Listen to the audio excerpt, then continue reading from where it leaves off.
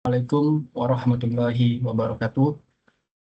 Yang terhormat Ibu Pustika Ayuni Putri, dosen mata kuliah Manajemen Investasi. Perkenalkan Bu, saya Sultan Wahyu. Saya akan mempresentasikan tugas ujian akhir semester saya eh, di kelas MJ 701. Baik, langsung saja saya ingin berbagi share screen.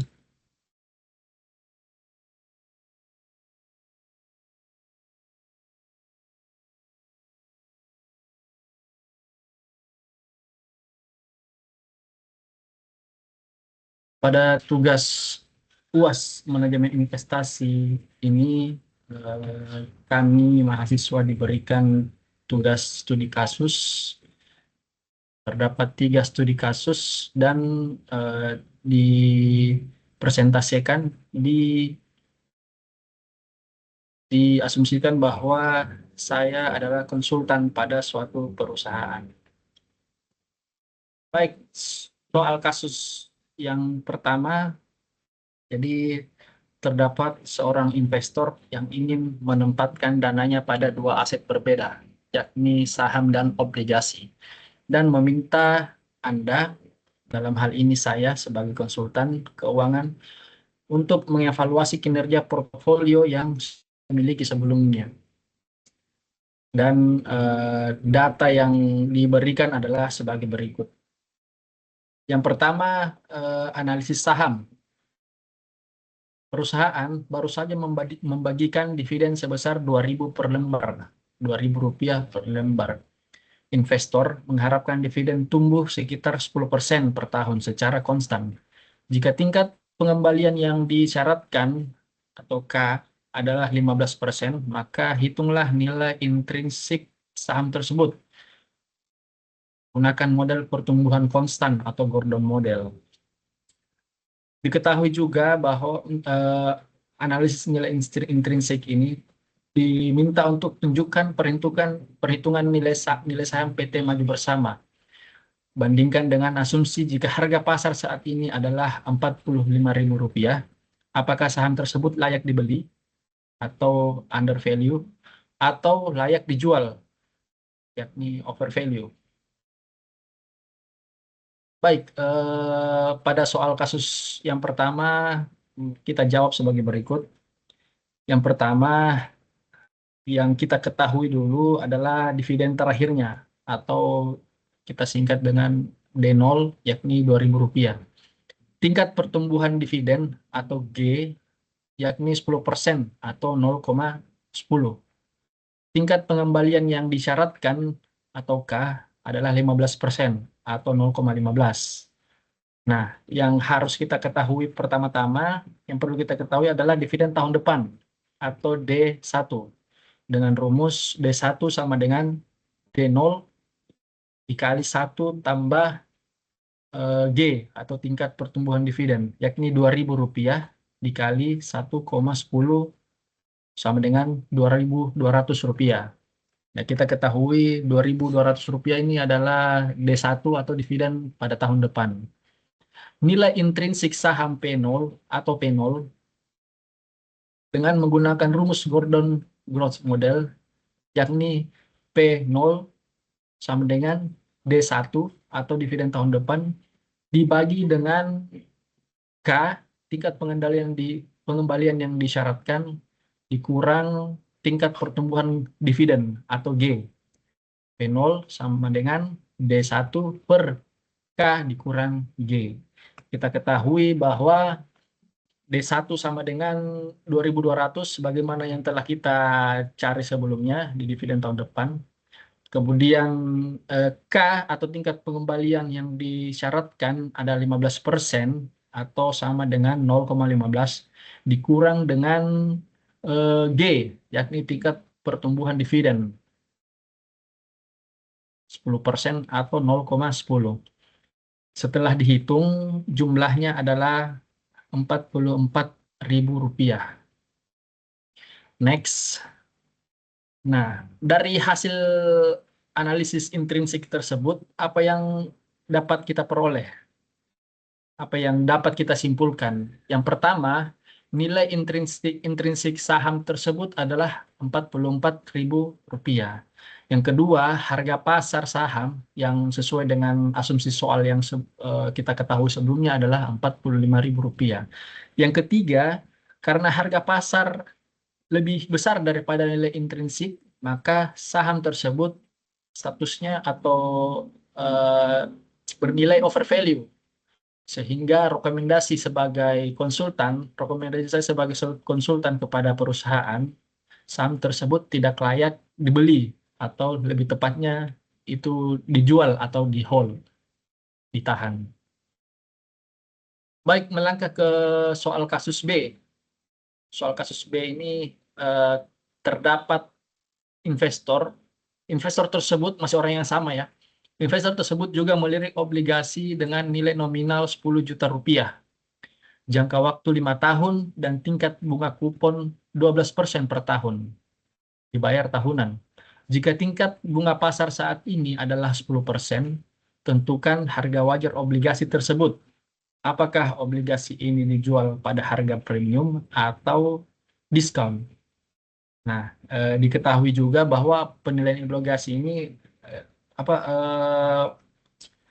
penilaian obligasi pada soal ini kita juga disuruh untuk menjelaskan mengapa harga obligasi tersebut berada di atas atau di bawah nilai nominal berdasarkan perbandingan bunga kupon dan bunga pasar. Baik, kita jawab sebagaimana yang diketahui pada soal nilai nominal atau FV adalah 10, sebesar 12% dikali 10 juta rupiah, itu memperoleh 1.200.000 rupiah. Jangka waktu adalah 5 tahun. Kemudian tingkat bunga pasar yakni 10%. Nah, langkah pertama kita cari PV annuity-nya dulu. PV annuity-nya atau PV kupon dihitung dengan rumus C dikali 1 dikurang 1 ditambah R pangkat minus N dibagi R. Kita ketahui C-nya, kupon tahunannya adalah 1.200.000. Kita kalikan dengan 1 dikurang 1 ditambah 0,10 pangkat minus 5 per 0,10. Kalau kita hitung hitungan kasarnya, 1,10 pangkat minus 5 ini kurang lebih 0,6209.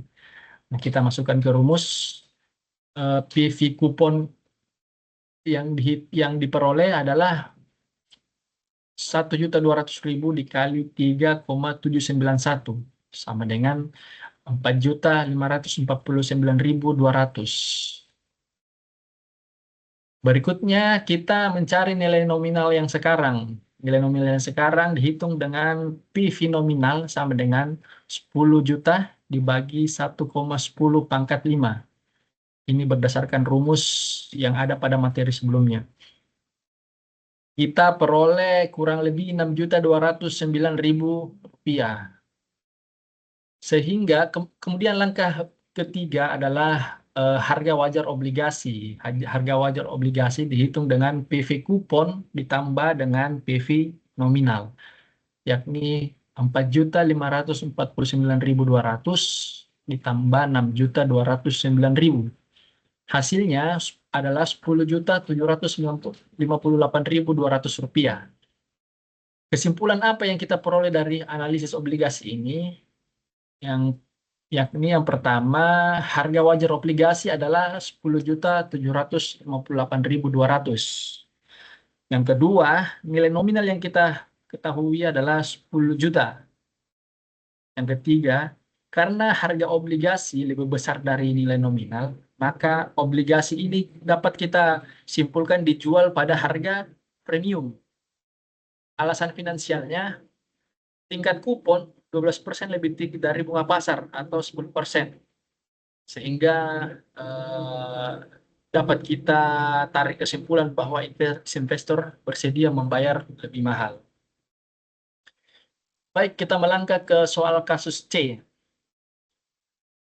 Masih dengan investor yang sama. Di investor tersebut sudah memiliki portofolio A dengan kinerja setahun terakhir sebagai berikut, yakni rata-rata return portofolio 18%, yang kedua rata-rata return bebas risiko 6%, beta portofolio 1,2, standar deviasi 20%, dan return market 14%. Pada soal ini kita juga diminta untuk evaluasi kinerja, yakni hitung indeks Sharpe dan indeks Jensen untuk portofolio A. Kita sebagai konsultan juga disuruh untuk jelaskan kepada investor apakah manajer portofolionya telah bekerja dengan baik, mengalahkan pasar atau tidak. Baik, soal kasus C ini kita jawab sebagai berikut. Yang pertama, kita eh, berikan poin-poin terlebih dahulu yang diketahui berdasarkan soalnya. Yang pertama, return portofolio atau biasa kita sebut RP adalah 18%. Kemudian return bebas risiko atau RF sebesar 6%. Terus return pasar atau RM sebesar 14%. Beta portofolio B adalah 1,2 dan standar deviasi atau ini apa lambang apa ya? Omega P sebesar 20%. Nah, pada soal kita diminta untuk menghitung indeks Sharpe terlebih dahulu. Indeks Sharpe dihitung dengan persamaan sebagai berikut, yakni Sharpe sama dengan RP dikurang RF dibagi dengan Omega P. Kita masukkan Sharpe sama dengan 0,18 dikurang 0,6, 0,06 per 0,20. Kita memperoleh hasil 0,60.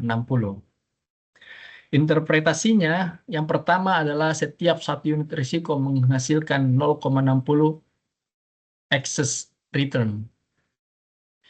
Nilai positif dan cukup baik. Artinya portofolio efisien secara risiko total. Kemudian yang kedua, kita disuruh menghitung indeks Jensen. Return yang diharapkan menurut CAPM. Persamaannya adalah ERP sama dengan RF ditambah beta dalam kurung RM dikurang RF. Sebagaimana yang kita ketahui, RF 6%, kita tambahkan beta 1,2 dikalikan dalam kurung 14% dikurang 6%. Kita eh, memperoleh ERP yakni 15,6%. Berikutnya kita menghitung Jansen alpanya. Jansen alpanya dihitung dengan persamaan alfa sama dengan RP dikurang ERP, yakni 18% dikurang 15,6% sama dengan 2,4%. Interpretasinya, yang pertama alfa positif, yakni di angka 2,4%. Kemudian yang kedua, manajer portofolio berhasil menaklukkan pasar. Artinya manajer portofolio ini bekerja dengan sangat baik. Baik, Bu, sebagai konsultan investasi, kesimpulan akhir yang dapat saya berikan kepada investor ada 3 berdasarkan kasus tersebut. Yang pertama adalah saham PT Maju Bersama itu bernilai over value, artinya tidak direkomendasikan untuk dibeli. Kemudian yang kedua, eh, obligasi dapat dipertimbangkan dijual dengan harga premium. Mengapa? Karena kita ketahui bahwa bunga kupon yang diperoleh lebih besar daripada bunga pasar. Kemudian yang kedua, portofolio A memiliki, yang ketiga, yang terakhir adalah portofolio A memiliki Sharpe positif dan Jansen alpha positif.